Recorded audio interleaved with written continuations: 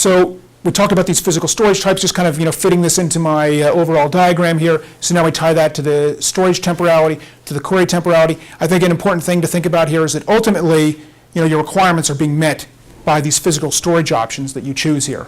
Okay? So important to keep in mind, but also important to keep in mind that we've been talking about temporality. When we're making our choices, which ones to use, or in our architecture, there's a lot of other things that we need to take into account also, right? It's not all just about your requirements for temporality. What are your latency requirements, your response time requirements, granularity of history, duration of history that you need. So, we just keep that in mind that there's more to making our decisions than just the temporality. And then we get down to so what are our data architecture alternatives? And I think it's important, and again, I think this is big. This isn't just about decision support. Right. This is about decision support, transaction processing. This is OLTP. This is about database design decisions across those domains. And so, at a high level, what are my architecture alternatives for transaction processing system designs? I can use one of those physical storage options I just showed you, or I can use a combination of them. For decision support, I can use just one of them, or I can use a combination of them. And then, if you do use combinations of them, what are the strategies for using them, right? So you can say, well, I'm going to populate my bitemporal store first, and then from there I'm going to propagate out to my non-temporal store because I want to support the performance, right, for a lot of non-temporal queries that I have. I don't want to make them all go through that bitemporal store. So there's a whole piece of work there on the strategies for when you're using multiple of these, to how to make them work together. The most simple example, we all know, in a transaction processing system, you might have the current customer data, and then you make a separate table for the historical data, right? However you do that, right? So it's just introducing in, that concept is there and needs to be paid attention to. I don't know if this slide really does justice, but again, this is, to the point of if you're going to pick multiple physical storage types, what is your strategy for using them, right? You can, and you can think about things like, do you want to populate them in parallel or serially, okay? Do you want to, populate one first and then have it lazily, update the other ones? It's a whole, kind of space to get into in making these types of decisions. So I don't know if that graphic really does it justice, but I did want to, kind of not leave that as a unsaid, thing that needs to be addressed. So here we put it all together, right? The big picture, right? From physical storage options to read APIs. I don't know how useful this is, but I just thought it looked good as a, kind of picture. It's impressive, right? Whether it's useful to anybody or not, who knows, right? Okay. Okay, so now, how do we get along without bitemporal data, right? Because, it's typically at this point, sounds good, great, but listen, we've been in business for X number of years, we haven't had it.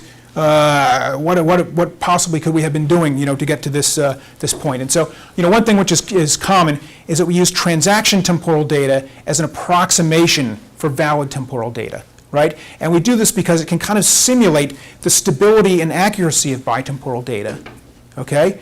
But the truth is that it really isn't accurate because it's transaction temporal, not valid temporal, okay? And the number one offender of this, I think, is dimensional modeling type 2 slow changing dimensions.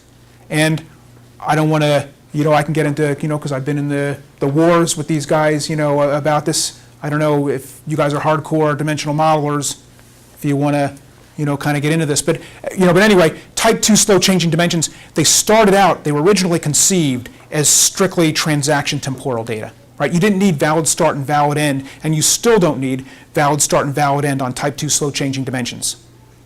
Okay? You just hook your facts up to whatever's the current type 2 slow dimension row, out there at the time, and you establish your type 2 foreign key, type 2 slowly changing dimension foreign key on your fact table, and you're done. Right? Okay? So the dimension was transaction temporal. And so again, this was, this is a big deal, right? I mean, this is used in, preponderance of decision support in reporting databases, right? And so for all those who implement it like that, okay, they're using inaccurate data, right? How inaccurate is that data? I don't know. How hard is it to tell how inaccurate it is? Very hard to figure it out. So this is kind of what leads to a lot of our current reconciliation efforts, right?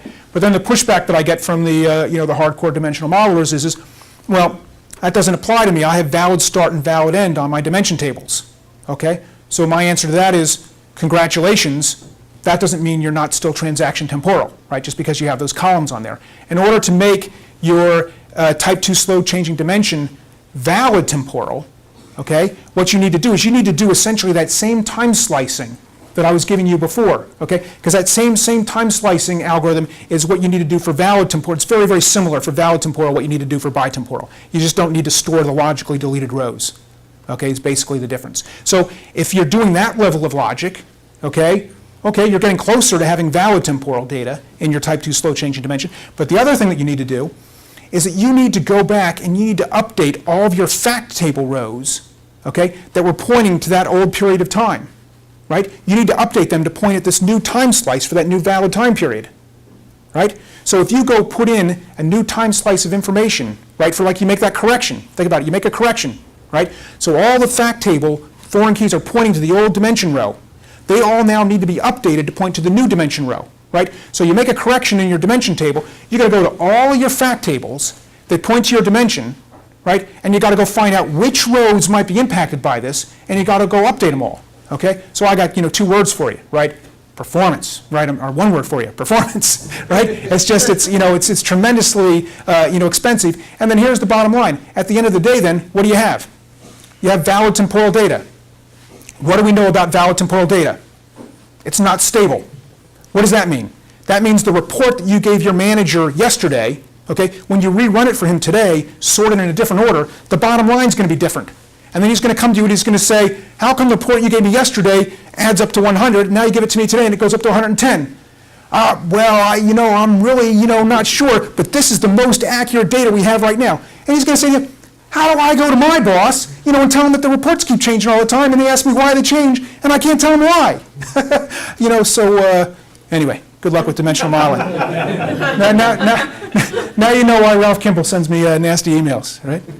Read my blog. Anyway, and I could, go on from there, but you get the idea, and you don't want my blood pressure to get too high. Okay. What's the second type of workaround? It's common to use snapshots to capture what we knew and when we knew it, right? Another common thing. We keep a snapshot. We may keep a snapshot, when we ran a report, when a trade occurred, at the market closed, at month end, all different, kind of time periods. And so, again, this is, a big thing that we do as a substitute for bitemporal data today. It's stable, it's fast read, it's easy to build. Those are all great things about it. But, again, to understand how this begins to approach bitemporal data, you have to understand, to approach bitemporal data, you have to say, what were my financial instruments, or what did my products look like on the first of the year as I knew it on the first of the year? Let me take a snapshot. What do my products on the first of the year look like on the second of the year? Right? Take a snapshot of it. What do my products as of the first of the year look like on the third of the year? Take a snapshot of it. Okay, when you start, think of all that redundant, data that we need to do. And that only begins to approach what bitemporal data gives to you, okay? And then, just think about you can't query across these things, the high cost of the redundant data stores, it's just, but bitemporal data hasn't been in common use, so this has been one of the best things that we can do as a substitute. Last thing, it gets even worse. Sometimes we don't even do that. We just say, I'm just going to keep everything.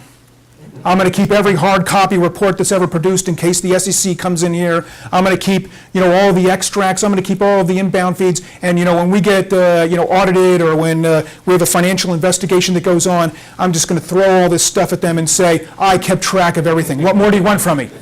Well, you know what? That used to fly, okay? But, bottom line, it's becoming increasingly unacceptable to regulators, okay? And now there is a way out. Bitemporal data.